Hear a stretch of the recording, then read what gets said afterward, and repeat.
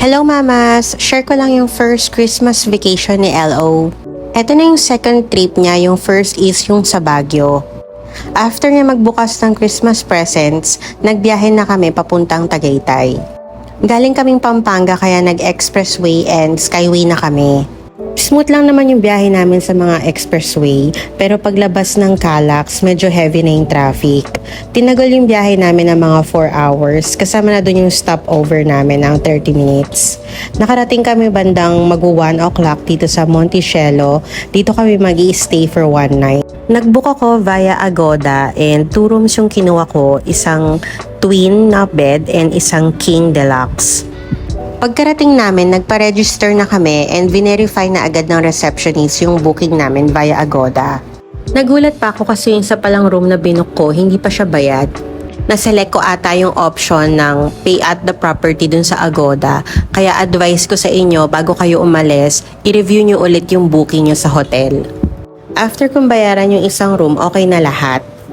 2 PM pa yung check-in and dahil gutom na kami at ayaw nang bumiyahe, dito na kami sa mismong hotel kumain. Buti na lang meron silang restaurant.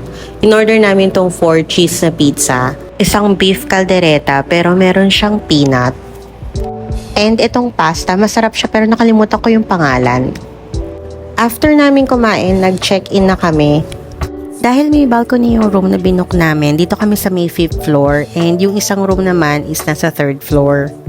Pagbukas mo ng room, eto na agad yung bubungad sa'yo, yung cabinet nasa right side.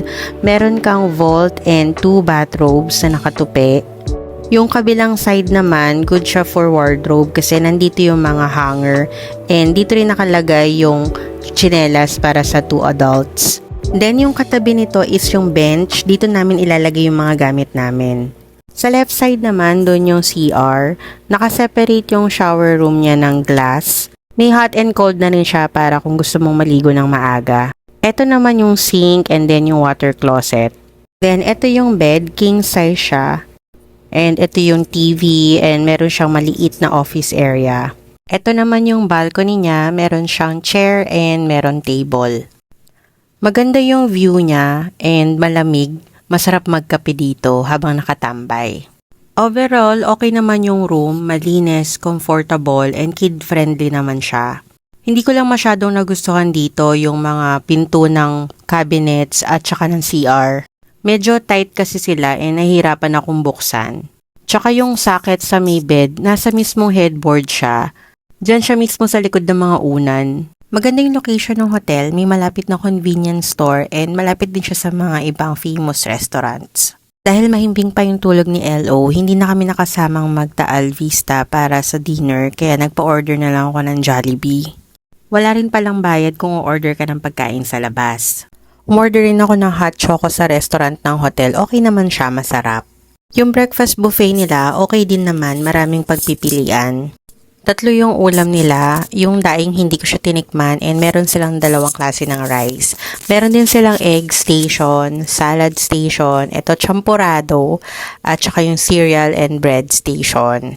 Yung kabilang station naman is dun yung coffee and yung hot choco. Bukod sa breakfast buffet, kasama na rin sa binayaran namin yung free access sa gym, parking lot, heated swimming pool, and yung wifi. Yung internet nila maganda, mabilis and okay siya sa loob ng room. Hindi lang kami nakapag-swimming kasi umuulan. Yun lang, thank you!